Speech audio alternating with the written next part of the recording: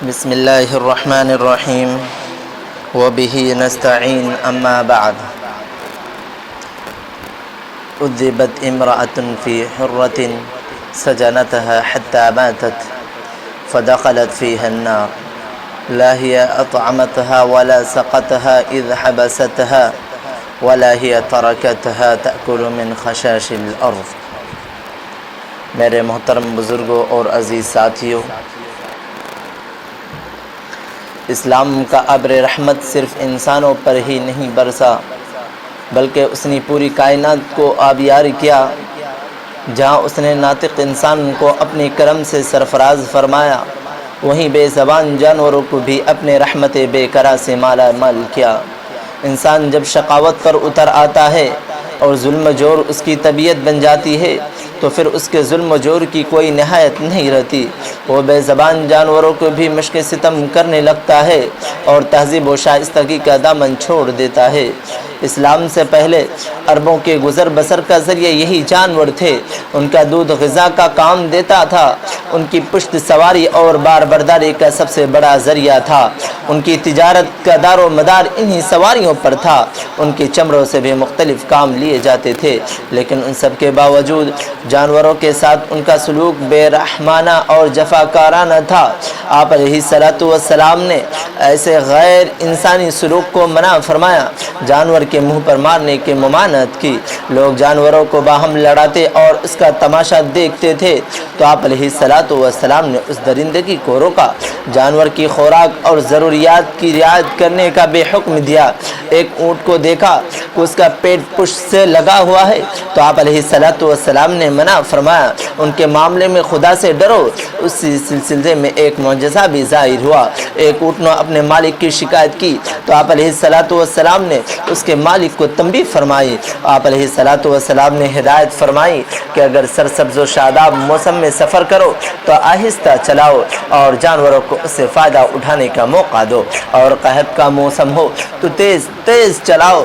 تو آپ علیہ الصلوۃ والسلام نے اس بات کی بھی تلقین کی کہ جو جانور جس کام کے لیے ہیں اس سے وہ کام لیے ہوں، اور آپ علیہ الصلوۃ والسلام نے ممبر کے طور پر جانور سے کام لینے سے منع فرمایا۔ جانور کو ممبر نہ بنانے کا مطلب یہ ہے کہ جانور اسٹیج کے طور پر استعمال نہ کیا جائے، اس پر کھڑے ہو کر یہ بیٹھ کر تقریر کی جائے۔ اور آپ علیہ الصلوۃ والسلام نے فرمایا کہ ایک بیل پر ایک آدمی سواری کر رہا تھا، اللہ کی قدرت خاصہ سے بیل اس کی طرف متوجہ ہوتا ہے اور کہنے لگتا ہے، اور کہنے لگا میں اس کام کے لیے پیدا نہیں کیا گیا ہوں، میں اس کام کے لیے پیدا نہیں کیا گیا ہوں، انی لم اخلق لہذا، انی لم اخلق لہذا۔ تو آپ علیہ الصلوۃ والسلام نے فرمایا کہ آخرت کا ثواب و عذاب جانوروں کے ساتھ اچھے اور برے سلوک کے ساتھ متعلق ہے۔ قیامت کے دن ایک عورت محض اس لیے دوزخ میں ڈالی جائے گی کہ اس نے ایک بلی کو باندھ رکھا تھا، اسے اس کا موقع نہیں دیا گیا کہ وہ خود کھائے اور دوڑ دھوپ کر اپنی ضروریات کو پوری کرے، اور ایک شخص اس بنا پر جنت میں داخل کیا جائے گا کہ اس نے ایک پیاسے کتے کی پیاس دور کی ہوگی اور اسے پانی پلایا ہوگا۔ تو اور آپ علیہ الصلوۃ والسلام نے فرمایا کہ انسان کی لگائی ہوئی کھیتیوں میں سے چرند و پرند جو کھا لیں اس پر بھی صدقہ و ثواب ہے۔ اسلام نے گوشت خوری کی اجازت ضرور دی ہے، لیکن بلا وجہ جانوروں کو مارنے کے در پہ ہونا درست نہیں ہے۔ کسی صاحب نے ایک گوڑیا پکڑ رکھی تھی اور اس کی ماں بے قرار تھی۔ آپ علیہ الصلوۃ والسلام نے اس پر ناگواری کا اظہار فرمایا۔ آپ علیہ الصلوۃ والسلام نے فرمایا کہ بلا ضرورت ایک گوڑیا کو ذبح کرنے پر بھی جواب دہی ہے، اسی لیے جو چیزیں انسانی کام نہیں آتی آپ علیہ الصلوۃ والسلام نے اسے مارنے سے منع فرمایا۔ چیونٹی، شہد کی مکھی اور ہدہد وغیرہ کے مارنے کی آپ علیہ الصلوۃ والسلام نے صراحتاً منع فرمائی ہے۔ کسی ذی روح کو جلانے کو آپ علیہ الصلوۃ والسلام نے شدت سے روکا ہے۔ ایک دفعہ لوگوں نے ایسی جگہ چولہا سلگایا جہاں چیونٹی کے بل تھے، آپ علیہ الصلوۃ والسلام نے چولہا بجھانے کا حکم دیا۔ خود قرآن کریم میں ایک پیغمبر کا ذکر ہے جن کے حکم سے چیونٹیاں جلائی گئی تھی، اسی کی وجہ سے اللہ تعالی نے ان پر عتاب فرمایا تھا۔ بعض لوگ خیال کرتے ہیں کہ اسلام نے گوشت خوری کی اجازت دے کر بے رحمی کا ثبوت دیا ہے۔ ہمارے بعض ناواقف ہندو بھائیوں کے ہاں تو اسلام نام ہی گوشت خوری کا ہے۔ اس سلسلے میں اول تو یہ بات ذہن میں رکھنی چاہیے کہ ہندوستانی مذاہب کے سوا دنیا کے تمام مذاہب میں گوشت خوری کی اجازت دی گئی ہے اور گوشت کو ایک اہم انسانی غذا تسلیم کیا گیا ہے۔ ہندوستانی نژاد و مذاہب میں بھی سوائے جین مذہب کے حقیقت یہ ہے کہ تمام مذاہب میں گوشت خوری کا جواز موجود ہے۔ آج کل ہندو بھائیوں کے یہاں یہ بات مشہور ہو گئی ہے کہ ان کے یہاں گوشت خوری سے منع کیا گیا ہے، لیکن یہ محض اپنی مذہب اور تاریخ سے ناواقفیت ہے۔ خود وید میں جانوروں کے کھانے پکانے اور قربانی کا تذکرہ موجود ہے۔ رگ وید میں ہے، اے اندر تمہارے لیے پسان اور وشنو 100 بھینسیں پکائے۔ یجر وید میں گھوڑے، سانڈ، بیل، بانجھ اور گایوں اور بھینسوں کو دیوتا کی نظر کرنے کا ذکر ملتا ہے۔ منوسمرتی میں کہا گیا ہے مچھلی کے گوشت سے 2 ماہ تک، ہرن کے گوشت سے 3 ماہ تک، بھیڑیے کے گوشت سے 4 ماہ تک اور پرند جانور کے گوشت سے 5 مہینے تک پتر آسودہ رہتے ہیں۔ خود گاندھی جی نے اس بات کو تسلیم کیا ہے۔ ایک زمانہ تک ہندو سماج میں جانوروں کی قربانی اور گوشت خوری کا عمل عام تھا اور ڈاکٹر تارا چند کے بقول ویدک قربانیوں میں جانوروں کے چڑھاوے بھی ہوا کرتے تھے۔ جو لوگ گوشت خوری کو منع کرتے ہیں ان کا خیال ہے کہ یہ زندہ وجود کو قتل کرنے یعنی جیو ہتیا کا باعث بنتا ہے، لیکن غور کیا جائے تو کائنات کا فطری نظام یہی ہے۔ خالق کائنات نے کمتر مخلوق کو اپنے سے اعلیٰ کے لیے غذا اور وسیلہ حیات بنایا ہے۔ غور کریں، کیا اس جیو ہتیا سے بچنا ممکن ہے؟ آپ جب پانی یا دودھ ایک گلاس اپنے حلق سے اتارتے ہیں تو سینکڑوں جراثیم ہے جن کے لیے آپ اپنی زبان حال سے پروانہ موت لکھتے ہیں۔ پھر آپ جن دواؤں کا استعمال کرتے ہیں وہ آپ کے جسم میں پہنچ کر کیا کام کرتی ہے؟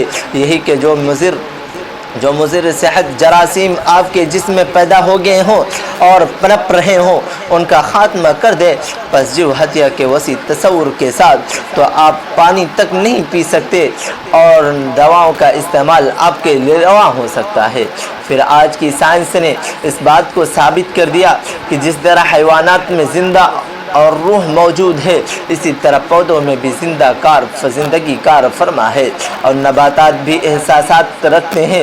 خود ہندو فلسفے میں پودوں میں بھی زندگی مانی گئی ہے۔ سوامی دیانند جی نے آواگون میں روح کے منتقل ہونے کے 3 قالب قرار دیے ہیں جن میں ایک نباتات بھی ہے۔ یہ نباتات میں زندگی کا کھلا اقرار ہے۔ تو اگر جیو ہتیا سے بچنا ہو تو نباتاتی غذا سے بھی بچنا ہوگا۔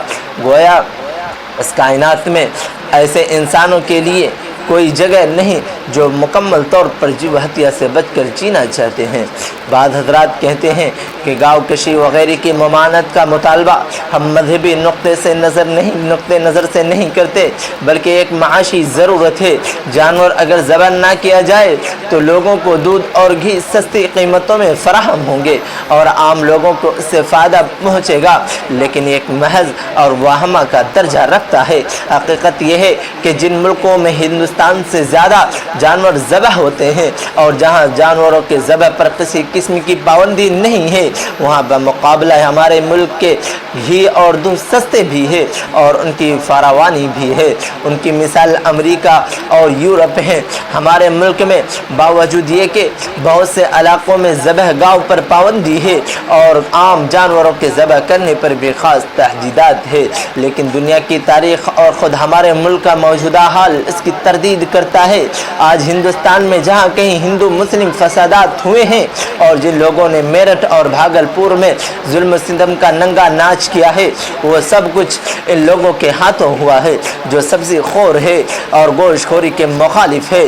رہنمایان عالم میں شری گوتم بدھ اور حضرت مسیح علیہ السلام کو عدم تشدد اور رحم دلی کا سب سے بڑا دائی اور نقیب تصور کیا جاتا ہے، لیکن کیا یہ برگزیدہ شخصیتیں گوشت نہیں کھاتی تھی؟